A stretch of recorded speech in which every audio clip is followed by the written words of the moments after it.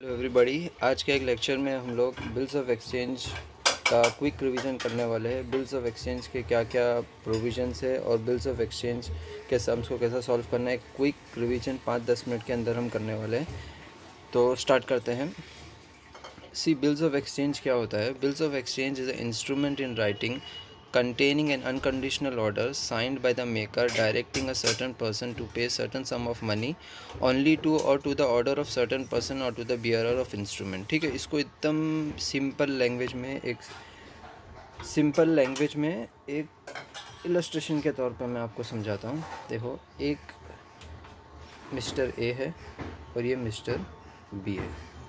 Mister A ने mister B को क्या किया है? 1,00,000 रुपये का माल सेल किया है। Sold goods worth ₹1 lakh. ठीक है, मिस्टर बी मिस्टर ए को बोलता है मैं आपको 1,00,000 का पेमेंट 3 महीने के बाद करूँगा। मैं आपको 1,00,000 का पेमेंट 3 महीने के बाद में करूँगा। मिस्टर ए मान लेता है बात, तो 3 महीने के बाद मिस्टर बी 1 लाख का पेमेंट कर देता है। ठीक है, लेकिन रियल लाइफ में इतना आसान नहीं होता है। रियल लाइफ में ए को भरोसा करना बी पर क्या 3 महीने के बाद मुझे 1,00,000 रुपया पे करेगा, बहुत डिफ़िकल्ट होता है। इसके लिए यहाँ पर एक बिल बनाया जाता है जिसको बोलते हैं बिल्स ऑफ एक्सचेंज। उस बिल्स ऑफ एक्सचेंज में बी जो है ये साइन करके देता है कि मैं प्रॉमिस करता हूँ कि मिस्टर ए को 3 महीने के बाद 1,00,000 रुपया पे करूँगा। किस लिए? कि मैंने उससे गुड्स लिया था 1 लाख रुपीज़ का। तो इस डॉक्यूमेंट पे प्रॉमिस भी हो गई और बी मिस्टर बी की क्या हो गई? साइन भी हो गई। अब ये प्रॉमिस मिस्टर बी ब्रेक नहीं कर सकता है और इससे मिस्टर ए को भी इत्मीनान रहेगा कि मुझे 3 महीने बाद मेरा पैसा मिलेगा। अगर बी ए को 3 महीने बाद पैसा नहीं मिला तो मिस्टर ए कोर्ट में भी जाकर अपना केस दर्ज कर सकता है। ठीक है, ये बेसिकली होता है बिल्स ऑफ एक्सचेंज। क्या होता है बिल्स ऑफ एक्सचेंज? जब ये क्रेडिटर है मिस्टर ए और ये डेटर है मिस्टर बी। मिस्टर क्रेडिटर जब क्रेडिटर को प्रॉमिस करता है और साइन करके लिख के देता है, रिटन डॉक्यूमेंट पे साइन करता है कि मैं 1,00,000 रुपया या जितना भी पैसा है जो प्रॉमिस किया है वो आपको पे कर दूंगा इतने स्टूपिड पीरियड ऑफ टाइम के बाद, या फिर आप जिसको बोलेंगे उसको मैं पे कर दूंगा। हो सकता है ऐसा। देखो, एक एग्जांपल है, mister A Mr B. Mr A ने इसको सेल किया 1 लाख रुपीज़ का। मिस्टर बी प्रॉमिस किया कि मैं 1 लाख रुपीज़ देखो 3 महीने के बाद दे दूँगा।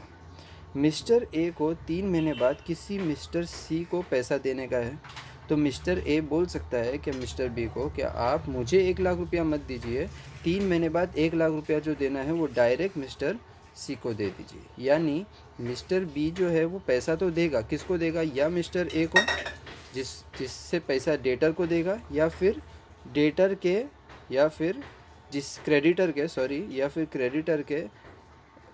क्रेडिटर ने जिसको बोला है डायरेक्ट किया है उसको पैसा दे देगा। ठीक है, यही डेफिनेशन में लिखा है। एक बार डेफिनेशन देख लेते हैं।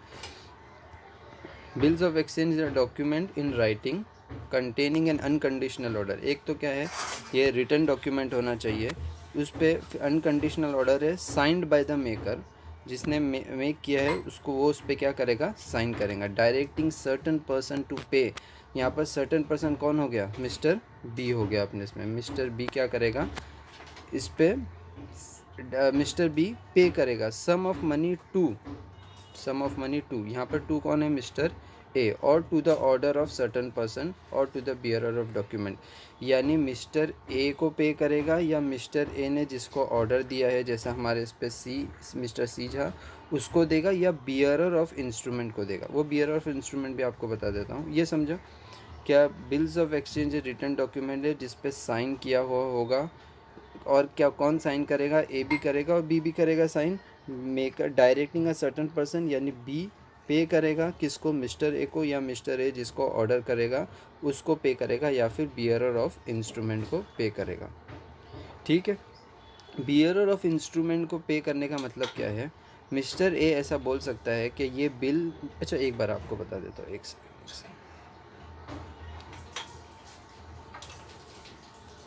बिल्स ऑफ एक्सचेंज कैसा वर्क करता है? देखो, यहाँ पर ए है, यहाँ पर बी है। ए ने बी को सेल किया, ठीक है। सेल के साथ मिस्टर ए, देखो याद रखो पूरा एक आपको स्ट्रक्चर बताता हूँ किस तरह वर्क करता है। सेल किया, मिस्टर ए अब एक बिल बनाएगा जिस पे लिखेगा कि अब मुझे बी, क्या मुझे इतना पैसा बी से मिलना है, बी तू मुझे प्रॉमिस करके इतना पैसा मुझे देगा, ठीक है। अब ये बिल जो है ये बी के पास दे देगा कि भाई ये ले बिल। अभी तक ये बिल की कोई हैसियत नहीं है, ठीक है। अब ये बिल जाएगा किसके पास, मिस्टर बी के पास, ठीक है। इसके पास आ गया ये बिल, ये इस पर अपनी सिग्नेचर करेगा और फिर ये बिल किसको दे देगा, मिस्टर ए को। जब ये सिग्नेचर कर देगा ना तब ये बनेगा बिल, बिल्स ऑफ एक्सचेंज बन जाएगा, ठीक है। सिग्नेचर होने के बाद ये क्या बन जाएगा, bills of exchange. 1 second. Signature होने के बाद ये बन जाएगा बिल्स ऑफ एक्सचेंज, ठीक है। अब ड्यू डेट के टाइम पे मिस्टर ए ये बिल लेकर जाएगा बी के पास, पैसा दे दो मुझे, एक पॉसिबिलिटी ये है। या मिस्टर ए बोलेगा, बिल देगा मिस्टर बी को और बोलेगा सी को पैसा दे दो उसके डायरेक्शन पे। या फिर ड्यू डेट के दिन मिस्टर ए किसी एक रैंडम पर्सन को बिल दे देगा, बोलेगा ये सी के पास लेकर जाओ, सी तुमको पैसा दे देगा। तो ये जो रैंडम पर्सन को बिल दिया और इसके हाथ में जो बियरर डॉक्यूमेंट था, वो जब मिस्टर बी को पेश करेगा तो मिस्टर बी उसको भी दे सकता है। यहाँ पर इम्पोर्टेंट क्या है, बिल ड्यू डेट के टाइम पे अब मिस्टर बी को मिलना चाहिए। मिस्टर बी बिल ले लेगा, पैसा दे देगा, ठीक है। ये इंट्रोडक्शन हो गया बिल्स ऑफ एक्सचेंज का। अब हम आगे देखते हैं। Parties to bills of exchange ये हम लोग ने देख लिया। ड्रॉवर कौन है, मिस्टर ए जो बिल बना रहे हैं। ड्रॉई कौन है, मिस्टर बी जिसने गुड्स यूज़ किया है और जो पैसा देने वाला है। पेई कौन है, पेई मिस्टर सी हो सकता है या कोई रैंडम पर्सन हो सकता है, या मिस्टर ए भी पेई बन सकता है। जब उसको खुद को मिलेगा तो वो भी पेई बन जाएगा, ठीक है। इसके बाद डेज ऑफ ग्रेस, डे और क्या है, डेज ऑफ ग्रेस है और डेट ऑफ मेच्योरिटी है, ठीक है ठीक है। चलो इस पर डिस्कस कर लेते हैं एक बार। डेज ऑफ ग्रेस क्या होता है, मिस्टर ए ने सेल किया मिस्टर बी को ऑन 1/4/2020। क्रेडिट पीरियड था 3 महीना, यानी 3 महीने के बाद मुझे पैसा मिलना चाहिए। बिल पे लिखा था 3 महीने बाद मुझे पैसा मिलेगा। तो अब 3 महीना कब होता है, 30 जून 2020 को क्या हो जाएगा, 3 महीना कंप्लीट हो जाएगा, ठीक है। बिल्स ऑफ एक्सचेंज में ये प्रोविज़न है कि 30 जून को आपकी डेट ख़त्म हो गई, ठीक है। ये डेट ऑफ मैच्योरिटी, ये डेट पे आपको पैसा मिलना चाहिए, लेकिन आप उसमें 4 डेज़ ऑफ ग्रेस देंगे, ठीक है। आप उसमें 4 डेज़ ऑफ ग्रेस देंगे, ठीक है। तो आपको कितना डेज़ मिलने वाला है, 4 डेज़ ग्रेस, सॉरी 4 डेज़ नहीं मिलेगा आपको, सॉरी 3 डेज़ ग्रेस मिलेगा। यानी ये जो आपकी ड्यू डेट आ रही है ना 30 जून, इसके बाद 3 डेज़ और काउंट कर लो, 1 जुलाई, 2 जुलाई, 3 जुलाई। अब 3 डेज़ के बाद 4th डे जो आता है ना, 4 जुलाई, 3 डे आपको छोड़ देना है। 4 जुलाई ये आपकी क्या बन जाएगी, ड्यू डेट बन जाएगी। यानी आपको बिल ऑफ एक्सचेंज जो डेट पे 3 महीने का समझो वो है मैच्योरिटी है, उसके बाद आपको 3 डेज़ ग्रेस देना है, चौथे दिन पे आपका पैसा आपको मिल जाना चाहिए, ठीक है। तो यहाँ पर हम देखेंगे, अगर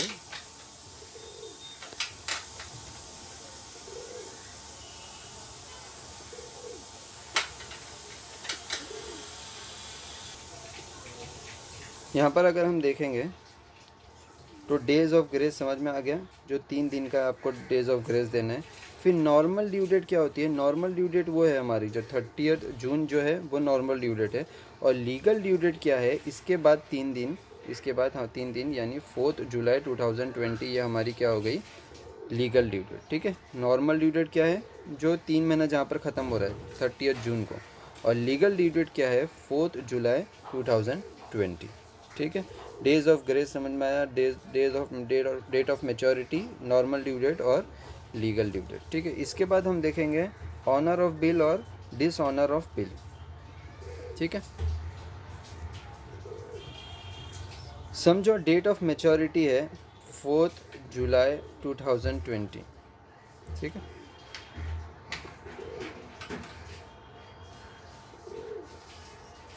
4 जुलाई 2020 को बिल क्या होना चाहिए हमको, 1 सेकेंड,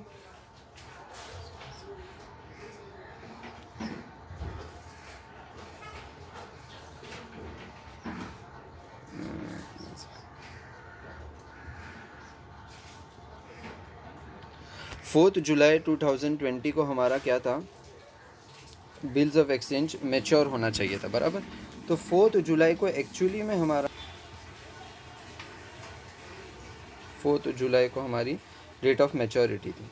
इस डेट पे अगर मिस्टर बी हमको पेमेंट दे देता है चेक के लिए, वो हमको बिल हम उसको दे देते हैं और हमको पेमेंट दे देता है, यानी हमारा बिल क्या हो गया, ऑनर हो गया, हमारा बिल क्या हो गया, ऑनर हो गया। अगर उस डेट पे हमारा बिल हम उसको मिस्टर बी को बिल दे देते हैं और मिस्टर बी पैसा नहीं देता है, तो उसको हम क्या बोलेंगे, बिल क्या हो गया, डिसऑनर हो गया। ठीक है, ये समझ में आया। अच्छा, इसके बाद दूसरी चीज़ ये है डिस्काउंटिंग। डिस्काउंटिंग क्या होता है, देखो मिस्टर ए है और मिस्टर बी है, ठीक है।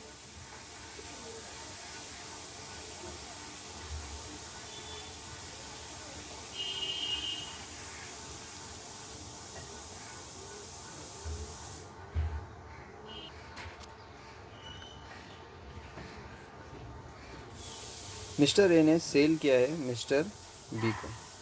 मिस्टर बी ने बोला कि 1 लाख रुपया मैं आपको 3 महीने के बाद दे दूंगा, ठीक है। मिस्टर बी ने क्या बोला है, आपको मैं 1 लाख रुपया 3 महीने के बाद में दे दूंगा, ठीक है। मिस्टर ए को लेकिन अभी पैसे की ज़रूरत है, क्या मिस्टर ए को 3 महीने बाद नहीं, अभी पैसा चाहिए। तो देखो क्या होता है, मिस्टर ए ने मिस्टर बी को बोला, क्या मैं सेल किया, इसने बिल भेजा मिस्टर बी के पास, मिस्टर बी ने एक्सेप्ट करके इसको दिया, बोला 3 महीने बाद मैं आपको क्या करूँगा, पैसा दे दूँगा, ठीक है। अब मिस्टर ए के पास बिल है, ये 3 महीने बाद मिस्टर बी को दे देगा, मिस्टर बी उसको पैसा दे देगा। मिस्टर ए क्या करेगा, ये बिल को लेकर जाएगा बैंक के पास। किसके पास लेकर जाएगा, बैंक के पास, और बैंक को बोलेगा कि ये बिल है, मुझे ये बंदे से 3 महीने बाद 1 लाख रुपया मिलने वाला है, ये बिल मैं आपको देता हूँ, आप 3 महीने बाद लेकर जाना, आपको मिस्टर बी आपको 1 लाख रुपया दे देगा। इसके बदले में मुझे आप आज पैसा दे दो, मुझे आप आज पैसा दे दो। बैंक बोलेगा ठीक है, मैं आपको आज पैसा देता हूँ, लेकिन मैं आपको पैसा दूंगा 98,000 रुपीज़। कितना दूंगा, 98,000 रुपीज़। बोला बिल तो 1 लाख रुपए का है और आपको 98,000 क्यों, बोले 2,000 जो है ये हमारा कमीशन है, डिस्काउंट है, जो भी आपका हो, ये बैंक अपना इंटरेस्ट कर रखेगी, कमीशन रखेंगे, डिस्काउंट रखेगी। 3 महीने पहले पैसा देने के लिए बैंक क्या कर रहा है, आपसे 2,000 रुपया चार्ज कर रहा है। ये बोला ठीक है, 3 महीने बाद पैसा मिलना है, आज मिल रहा है, कोई बात नहीं। तो इसको कहते हैं डिस्काउंटिंग। क्या हम जाके बिल बैंक के पास जाके डिस्काउंट करा दे, बैंक हमको अभी के अभी कैश दे देगी, और अब मैच्योरिटी पे क्या होगा, 3 महीने बाद क्या होगा, बैंक ये बिल जो हम बिल इस बैंक को दिए थे, बिल बी के पास लेके जाएगी, बी क्या करेगा, बैंक को 1 लाख रुपया दे देगा। ठीक है, समझ में आया।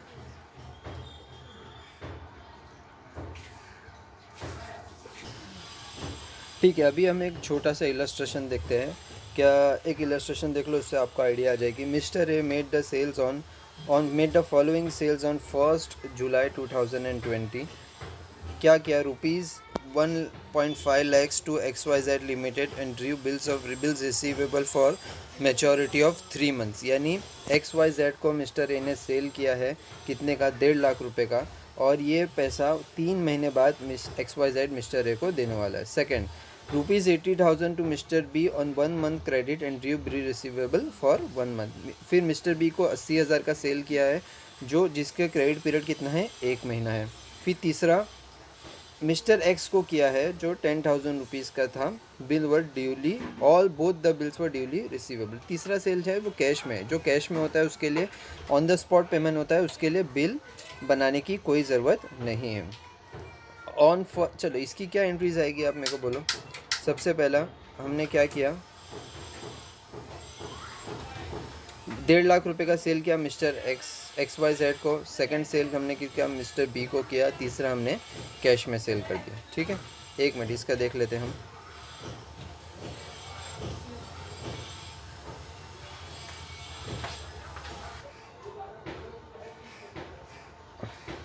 सो फर्स्ट जो है 1.5 लाख रुपए का सेल, क्या एंट्री आएगी, सेल्स हमने बुक किया है XYZ limited account debit 1,50,000, Mr B account debit 80,000 to sales account. ये देखो क्रेडिट पे सेल्स है, इसलिए हम क्या करेंगे, सेल्स को बुक करते हैं, किसके नाम पे, डेटर्स के नाम पे, ठीक है। XYZ account debit to sales होना चाहिए, फिर Mr B account debit to sales, तो हमने ये एंट्री को कंबाइन कर दिया। XYZ limited account debit 1,50,000, Mr B account debit 2,30,000। अच्छा, तीसरा जो सेल है हमारा वो देखो कैश में है, ठीक है। तो कैश में क्या आता है, डेटर का नाम नहीं आता है, ठीक है। इसलिए क्या है, cash account debit to sales account, ठीक है।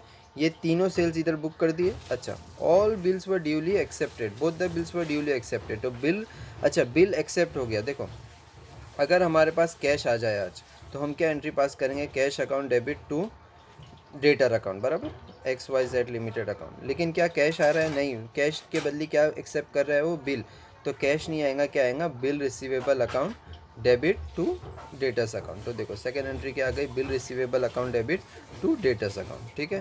पहली एंट्री क्या थी, debtors account debit to sales, Mr B account debit to sales, ठीक है। फिर उसने एक्सेप्ट कर लिया, तो bill receivable account debit to Mr XYZ and Mr B account, ठीक है। ये समझ में आ गया, ये तो बेसिक एंट्री थी, इसमें कुछ प्रॉब्लम भी नहीं होना चाहिए।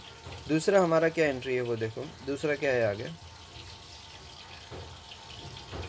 On 1st May 2020 he sent bill receivable from Mr. B to bank for collection.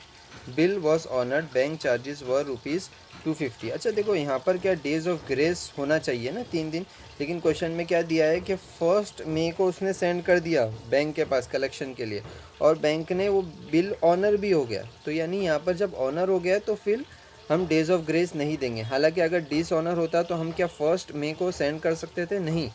देखो एक मिनट वापस यहाँ पर देखते हैं, क्या ड्यू डेट क्या है हमारी, 1st अप्रैल, ओपनिंग डेट ये है, इसके बाद 1 महीना था, यानी 1 महीना कब होना कंप्लीट हो रहा है आपका, 1st मई को होना चाहिए। 3 दिन का डेज ऑफ ग्रेस दे रहे हैं आप, तो आपको जाना चाहिए था 4th मई को, लेकिन आप 1st मई को ही चले गए। क्वेश्चन में ऐसा दिया है कि 1st मई को चले गए और बिल भी ऑनर हो गया, तो कोई बात नहीं। लेकिन अगर बिल डिस ऑनर होता तो हमको कब तक रुकना पड़ता, 4th मई तक रुकना पड़ता, ठीक है। तो इसमें देखो क्या हुआ, हमने 1st मई को बिल किसको हमने सेंड किए, बैंक को सेंड किए, और बैंक ने कलेक्ट किए। यहाँ पर क्या हम बिल डिस्काउंटिंग अलग है, बिल डिस्काउंटिंग विद बैंक अलग है, और bill send to bank for collection अलग है, ठीक है। ये दोनों क्या है, अलग है। डिस्काउंटिंग मैंने ये बोला कि आपको 3 महीने बाद पैसा मिलने वाला है, आप ऑन द स्पॉट बैंक पे जाके डिस्काउंट कराते हैं, बैंक आपको पैसा देता है, कमीशन चार्ज करता है। Bill send to bank for collection क्या होता है, आप बैंक को बिल देते हैं कि मेरे बिहाफ पे आप जाके उससे पैसा ले लो, मैं बहुत बिजी आदमी हूँ, आप मेरे बिहाफ पे जाके उससे पैसा ले लो। तो बैंक खाली आपका जो एजेंसी चार्जेस बोलते हैं, इसको क्या बोलते हैं, एजेंसी चार्ज, ये थोड़ा सा जो आपके लिए मेहनत कर रहा है ना बैंक, उसके लिए थोड़ा सा अमाउंट का इस पे क्या करेगा, चार्ज लगाएगा, ठीक है। जो डिस्काउंटिंग पे हैवी चार्ज लगाएगा, क्योंकि आपको पैसा दे रहा है एडवांस में, वहाँ पर इंटरेस्ट भी चार्ज करेगा आपको। यहाँ पर कोई इंटरेस्ट नहीं, यहाँ पर सिर्फ एक थोड़ा सा कमीशन रखेगा अपना, ठीक है। तो आपने क्या किया, 1st अप्रैल को बैंक को बोला कि बिल किसको दिया आपने, यहाँ पर बिल आपने पहला बैंक को दिया और बोला कलेक्ट करके लाओ, ठीक है। बैंक ने जाके उससे पैसा लेकर आया और आपके बैंक में डिपॉजिट कर दिया, ठीक है। इसकी एंट्री देख लो एक बार, आपके पास से क्या गया, बिल किसके पास था, आपके पास था, आपके पास से बिल चला गया, तो बिल चला गया, क्रेडिट हो गया, और आपने किसको सेंड किया, bill send to bank for collection, ठीक है। Being send to bank for collection account debit to bill receivable, और क्या हो गया, और क्या हो गया, वही डेट पे बिल ऑनर भी हो गया, यानी पैसा आ गया आपके बैंक में। लेकिन बैंक ने क्या किया, थोड़ा सा एजेंसी चार्जेस, बैंक चार्जेस जो भी बोलो आप, वो आप बैंक ने चार्ज कर लिया। बिल कितने का था, बिल 80,000 का था, उसमें से बैंक पूरा 80,000 दे देगा आपको और अलग से 200 रुपया चार्ज करेगा। बोले ऐसा नहीं करता है बैंक, नेट ऑफ करता है, क्या करता है, नेट ऑफ करता है। बैंक बोलता है कि आपको 80,000 में से मैं कितना 200 रुपया अपना चार्जेस निकालता हूँ, जो बैलेंस बचेगा वो मैं क्या करूँगा, आपके बैंक अकाउंट में जमा कर दूँगा, ठीक है। तो 79800 ये क्या करेगा, आपके बैंक में आ जाएगा, 200 रुपया बैंक, क्या बैंक चार्जेस है, ठीक है। इतना समझ में आ गया। तीसरी चीज़ देखते हैं हम क्या लिखा है वहाँ पर, mister A discounted the bill, 1 second, mister A discounted the bill receivable from XYZ limited with bank for 12% discount on 31st May 2020 on maturity bill dishonour, वो बाद में देखते हैं। सबसे पहले मेरे को ये बताओ कि अब बिल कब बना था? 1 अप्रैल को बना था, ठीक है। अब मैच्योर कब होने वाला था? 3 महीने में, यानी 30 जून, ठीक है। फिर उसके आगे डेज ऑफ ग्रेस हम जो देते हैं, ठीक है। 30 जून उसकी नॉर्मल ड्यू डेट थी। अब ये बंदा बैंक के पास कब जाता है? 1 मई को जाता है। कब जाता है? 1 मई को जाता है, और क्या बोलता है? मुझे पैसा दे दो। शुरू में जाता तो ठीक है, शुरू में नहीं गया, वो कब गया? 1 मई को गया। अच्छा, अब बैंक क्या बोलता है? मैं तुम्हारे से 12% कमीशन चार्ज करूँगा, डिस्काउंट लूँगा या इंटरेस्ट चार्ज करूँगा, जो भी बोलो आप नाम से। वो आपको कब गया है वो? सॉरी 31 मई को गया है, यानी अप्रैल का महीना भी गया, मई का एक महीना बचा है, उससे पहले जाके वो डिस्काउंट करवा रहा है, ठीक है। तो अब यहाँ पर क्या होगा? देखो, अमाउंट कितना है बिल का? 1.5 लाख रुपया, बराबर। 1.5 लाख रुपया है, 1.5 लाख रुपया। मैच्योरिटी के लिए कितने दिन बचे? अभी 1 महीना बचा है सिर्फ। कितना महीना बचा है? 1 महीना। और आपको कितना रेट से डिस्काउंट करवा रहा है वो? 12% से, ठीक है। तो जो डिस्काउंट चार्जेस आएगा ना, बैंक का चार्जेस, बैंक कितना पैसा आपको चार्ज करेगा इंटरेस्ट का, वो इस तरह कैलकुलेट होगा। 1.1.5 लाख, ठीक है, इंटू 12% इंटू 1 मंथ है, इंटू 1 मंथ डिवाइडेड बाय 12। नहीं समझे? एक बार वापस देख सकते। तो देखो कि किसका भी अगर अपने को डिस्काउंट कैलकुलेट करना है तो एकदम इजी तरीका यही है कि कितना भी अमाउंट हो, समझो अगर अभी अमाउंट है 1 लाख रुपीज़, ठीक है। एक हाइपोथेटिकल एग्जांपल लेते हैं, 1 लाख रुपीज़, और डिस्काउंटिंग रेट दिया हुआ है कितना? 12%, ठीक है। तो ये अपना 12%। अब हमको किससे मल्टीप्लाई करना है इधर, कि यहाँ पर नीचे 12 मंथ्स आ जाएगा, और यहाँ पर क्या आएगा कि कितने मंथ्स बचे हैं पैसा मिलने के लिए, यानी बिल को मैच्योर होने के लिए कितने मंथ्स बचे हैं, वो इधर आ जाएगा। जैसे हमारे एग्जांपल में देखो, कभी हमारा बिल हमारे सेल कभी किए थे हम लोग ने? 1 अप्रैल को किए थे, और हमारा मैच्योरिटी कब थी? 30 जून को थी, यानी बीच में 3 महीने का गैप था।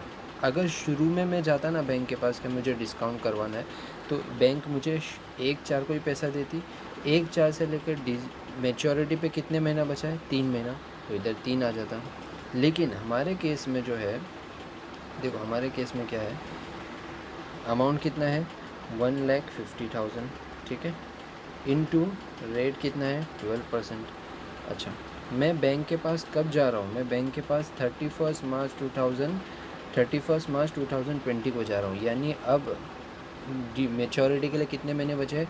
सिर्फ 1 महीना बचा है। तो यहाँ पर आ जाएगा डिवाइड बाय 1 डिवाइडेड बाय 12, ठीक है। इस तरह से ये आ जाएगा। ओके, ये समझ में आया? अच्छा, अब देखो क्वेश्चन में क्या दिया हुआ है।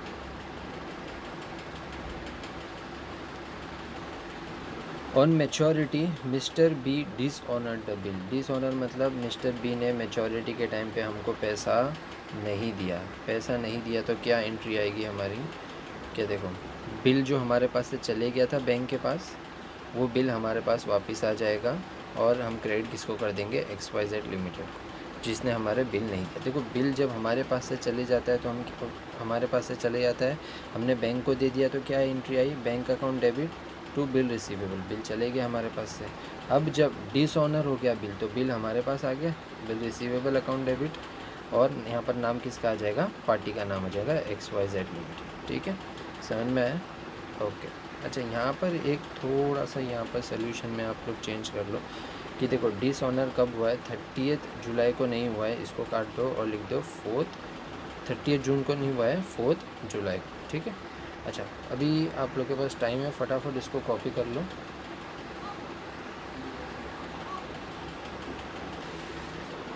ठीक है, फटाफट कॉपी कर लो इसको। यहाँ पर सोल्यूशन भी दे रख रहा हूँ मैं, और क्वेश्चन भी दे दिया, ठीक है। आप लोग पॉज करके कॉपी कर लेना। अच्छा, दूसरी चीज़ एक बताने का ये है कि जो शुरू में ही दिया था, खाली एक छोटा सा पॉइंट ये है कि देखो, बिल्स ऑफ एक्सचेंज हम इसको बोलते हैं। डेटर्स के लिए ये बिल रिसीवेबल होगा, और क्रेडिटर के लिए बिल्स पेएबल होगा। यानी डेटर्स कौन है हमारे केस में, मिस्टर ए डेटर है, देखो इधर मिस्टर ए डेटर है, इसकी बुक्स में क्या आएगा, ये बिल रिसीवेबल, इसको ये बिल मिलने वाला है ना, तो इसकी बुक में क्या आएगा, ये बिल रिसीवेबल। और हमेशा जो क्रेडिटर रहेगा, यहाँ पर कौन कौन क्रेडिटर है, एक एक्स वाई जेड, एक सेकेंड, यहाँ पर कौन कौन क्रेडिटर है, देखो एक एक्स वाई जेड क्रेडिटर है और यहाँ पर मिस्टर बी क्रेडिटर है। इनकी बुक्स में क्या आएगा, इनकी बुक्स में हमेशा बिल्स पेबल करके आएगा। ठीक है, ये एक बार गो थ्रू कर लो वीडियो पे, कुछ भी क्वेरीज हो आप मुझे कांटेक्ट कर सकते हैं। Okay, thank you.